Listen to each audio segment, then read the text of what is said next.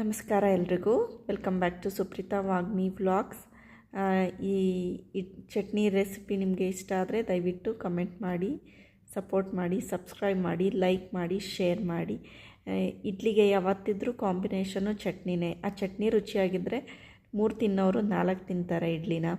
So ಅಂಥ ರುಚಿಯಾದ ಚಟ್ನಿನ ಹೋಟೆಲ್ಗಿಂತ ರುಚಿಯಾಗಿ ಆರೋಗ್ಯಕರವಾಗಿ ಹೇಗೆ ಮಾಡೋದು ಅಂತ ನೋಡೋಣ ಬನ್ನಿ. ನೋಡಿ, ಇಡ್ಲಿ ಎಷ್ಟು ಸಾಫ್ಟಾಗಿದೆಯೋ ಅದಕ್ಕೆ ಕಾಂಬಿನೇಷನ್ ಆಗಿರೋ ಚಟ್ನಿನೂ ಅಷ್ಟೇ ಟೇಸ್ಟಿಯಾಗಿದ್ದರೆ ಮಾತ್ರ ಊಟ ತಿಂಡಿ ರುಚಿಯಾಗೋದು ಅಲ್ವಾ. ಬನ್ನಿ ಈ ರುಚಿಯಾದ ಚಟ್ನಿನ ಹೇಗೆ ಮಾಡೋಣ ಅಂತ ನೋಡೋಣ.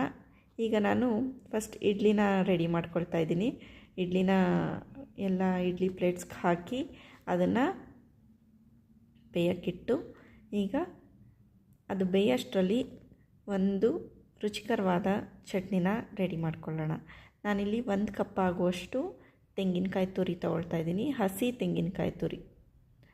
ಸೊ 1 ಕಪ್ಪು, ನೀವು ಎಷ್ಟು ಜನ ಇದ್ದೀರಾ ಅಷ್ಟು ಜನದ ಮೇಲೆ ಡಿಪೆಂಡ್ ಆಗುತ್ತೆ. ಇದು ನಾನು 1-3 ಜನಕ್ಕೆ ಮಾಡ್ತಾಯಿದ್ದೀನಿ. ಸೊ 1 ಕಪ್ಪಷ್ಟು ನಾನು ತೆಂಗಿನಕಾಯಿ ತುರಿನ ತೊಗೊಳ್ತಾ ಇದ್ದೀನಿ, ಫ್ರೆಶ್ ಆಗಿ ತುರ್ಕೊಂಡಿರೋದು. ಸೊ ನಾನೀಗ ಇದಕ್ಕೆ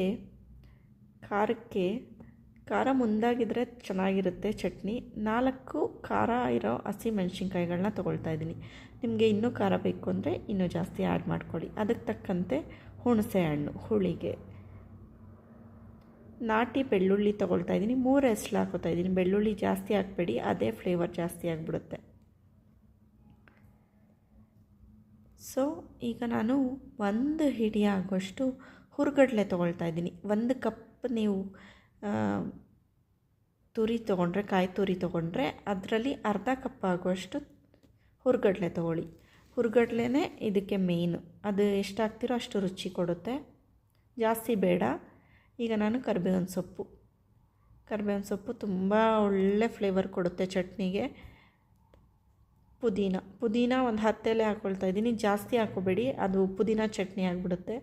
ಸೊ ಜಸ್ಟ್ ಫ್ಲೇವರ್ಗೆ ಕೊತ್ತಂಬರಿ ಸೊಪ್ಪು ಹಾಕ್ಕೊಳ್ತಾ ಇದ್ದೀನಿ, 1 ಹಿಡಿಯಷ್ಟು. ಕೊತ್ತಂಬರಿ ಸೊಪ್ಪು ಕರಿಬೇವು ನೀವು ಸ್ವಲ್ಪ ಜಾಸ್ತಿ ಹಾಕ್ಕೊಂಡ್ರೂ ನಡೆಯುತ್ತೆ, ಆದರೆ ಪುದೀನ ಜಾಸ್ತಿ ಹಾಕಬೇಡಿ. ಈಗ ನಾನು ರುಚಿಗೆ ಎಷ್ಟು ಬೇಕೋ ಅಷ್ಟು ಉಪ್ಪನ್ನು ಹಾಕ್ಕೊಳ್ತಾ ಇದ್ದೀನಿ. ಸೊ ಉಪ್ಪನ್ನ ಹಾಕ್ಕೊಂಡು ಇಲ್ಲಿ ನಾನು ಎಷ್ಟು ಬೇಕೋ ಅಷ್ಟು ನೀರನ್ನ ಅಳತೆ ಮಾಡಿ ಹಾಕ್ಕೊಳ್ತಾ ಇದ್ದೀನಿ.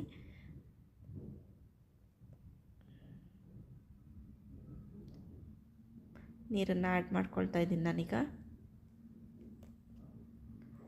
ನೀರನ್ನ ಹಾಕ್ಕೊಂಡು ನಾನು ಇದನ್ನೆಲ್ಲ ನುಣ್ಣಗೆ ಪೇಸ್ಟ್ ಮಾಡ್ಕೊಳ್ತಾ ಇದ್ದೀನಿ. ತರಿಯಾಗಿ ಬೇಡ, ನುಣ್ಣಗೆ ಪೇಸ್ಟ್ ಮಾಡ್ಕೊಳ್ಳಿ. ಸೊ ಈಗ ನಮ್ಮ ಚಟ್ನಿನೂ ರೆಡಿ ಆಯಿತು. ಇಲ್ಲಿ ಬಿಸಿ ಬಿಸಿ ಇಡ್ಲಿನೂ ರೆಡಿಯಾಗಿದೆ. ಇಡ್ಲಿ ಚಟ್ನಿ ಯಾವಾಗಲೂ ಸೂಪರ್ ಕಾಂಬಿನೇಷನ್ನೇ, ದಿಢೀರಂತ ರೆಡಿ ಆಗುತ್ತೆ.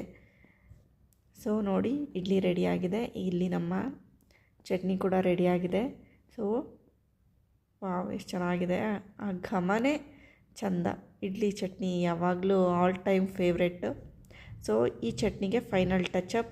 ಈಗ ನಾನು ಒಂದು ಒಗ್ಗರಣೆ ಕೊಡ್ತಾಯಿದ್ದೀನಿ. ಏನಿಲ್ಲ, ಸಾಸಿವೆ ಮತ್ತು ಕರಿಬೇವಿನ ಸೊಪ್ಪು ಹಾಕ್ಕೊಳ್ತಾ ಇದ್ದೀನಿ. ಸೊ ಸಿಂಪಲ್ ಆದ ಒಗ್ಗರಣೆ. ಎಣ್ಣೆಗೆ ಸಾಸಿವೆ ಕರಿಬೇವಿನ ಸೊಪ್ಪು ಹಾಕ್ಕೊಂಡು ಚಿಟಪಟ ಸಿಡಿಸ್ಕೊಂಡು ಕೊನೆಯಲ್ಲಿ ಆ ಚಟ್ನಿ ಮೇಲೆ ಹಾಕ್ಕೊಂಡು ತಿಂತಾಯಿದ್ರೆ ಆಹಾ, ರುಚಿಯಾದ ಊಟದ ಮುಂದೆ ಯಾವ ಸ್ವರ್ಗನೂ ಇಲ್ಲ ಅನಿಸುತ್ತೆ ಅಲ್ವಾ.